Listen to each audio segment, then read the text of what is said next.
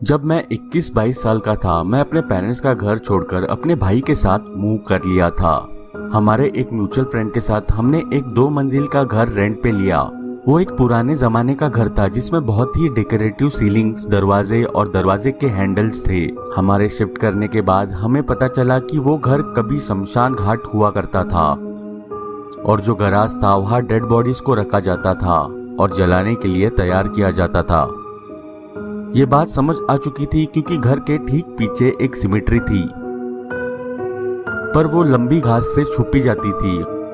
हम लोग भूत और पैरानॉर्मल टाइप के शोज बहुत देखते थे, तो वहां रहते हुए एक रात को हम बाहर निकले और अपने फोन में ईवीपी से कुछ भूत कैप्चर करने की कोशिश करने लगे।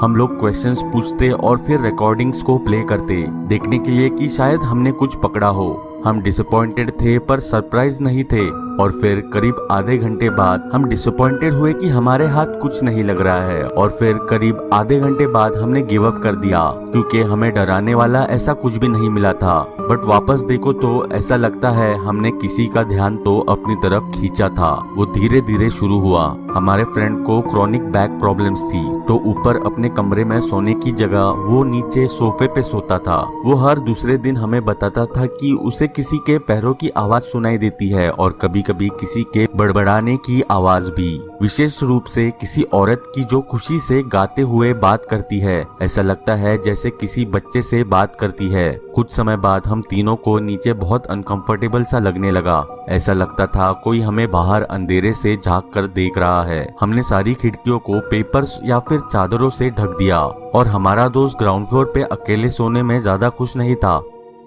पर मैं और मेरा भाई हम नीचे सोना नहीं चाहते थे और वो दिन मैं 2 बार सीढ़ियां चढ़ने और उतरते हुए सफर नहीं करना चाहता था।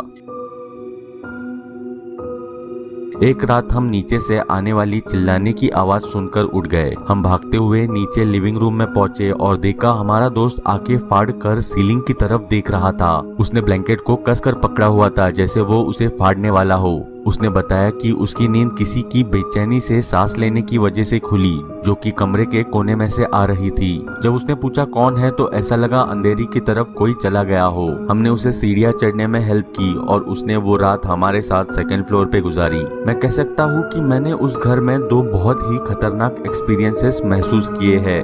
हालांकि मैंने उस बारे में अपने रूममेट्स को नहीं बताया। एक बार मैं अपने घर में अकेला था और मैं अपना बेडरूम साफ कर रहा था और गाने गा रहा था। भरी दोपहर का समय था और मुझे कुछ भी अजीब सा नहीं लग रहा था। सब कुछ नॉर्मल लग रहा था। मैं पीछे मुड़ा और कुछ लेने के लिए कमरे से बाहर जाने लगा और तभी मैं सहम गया क्योंकि उसी टाइम मुझे कुछ मेरे कमरे से जाता हुआ महसूस हुआ। मुझे वो एक लंबी सी परछाई दिखी जिसके काले लंबे बाल थे और वो कमरे से बाहर जा रही थी और साइड में मुड़ के हॉल की तरफ चली गई। उस दिन का कुछ ज्यादा याद नहीं आ रहा, पर एक चीज मुझे अच्छे से याद है कि उसके सर के पीछे बालों में कुछ पंख लटक रहे थे। मैं अपने कमरे से बाहर निकला और उसका पीछा किया। मैं नीचे भागा और वहां कोई नहीं था। मैं घर में बिल्कुल अकेला था। मेरा दूसरा एक्सपीरियंस तब हुआ जब हमने फाइनली मूव आउट कर लिया था। हम 1 साल बिता चुके थे इस घर में। मेरा भाई और मेरे दोस्त ने सब कुछ बाहर शिफ्ट कर दिया था और मैं अकेले किचन में झाड़ू लगा रहा था कि तभी घर के दूसरी तरफ मुझे कुछ गिरने की आवाजें आई। ऐसा लगा जैसे बहुत सारे टॉवेल्स जमीन पे गिर गए हो और मैं वही सहम गया क्योंकि उस घर में कुछ बचा ही नहीं था जो इस तरह गिर सके। पता नहीं क्यों, पर मैंने डिसाइड किया कि मुझे ये करना है और मैंने खाली घर में बोलना शुरू कर दिया, हम घर छोड़ के जा रहे हैं, तो हम अब तुम्हें परेशान नहीं करेंगे। अगर तुम मुझे कुछ कहना चाहते हो तो अभी समय है। मैंने कुछ सेकंड्स वेट किया पर मुझे कुछ रिस्पॉन्स नहीं आया, तो मैंने फिर से ट्राई किया, अगर तुम मुझे सुन पा रहे हो तो मुझे बताओ। मैंने किचन की स्लैब पर 3 बार नॉक किया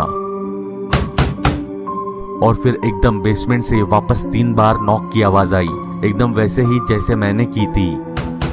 मैंने झाड़ू वही छोड़ दिया और मैं दरवाजे से सीधा बाहर भाग गया और वही सीढ़ियों पे वेट करता रहा जब तक मेरा भाई मुझे पिक करने नहीं आया। तब तक मैंने उसे कहा सफाई हो गई है और घर के अंदर वापस जाने की कोई जरूरत नहीं है।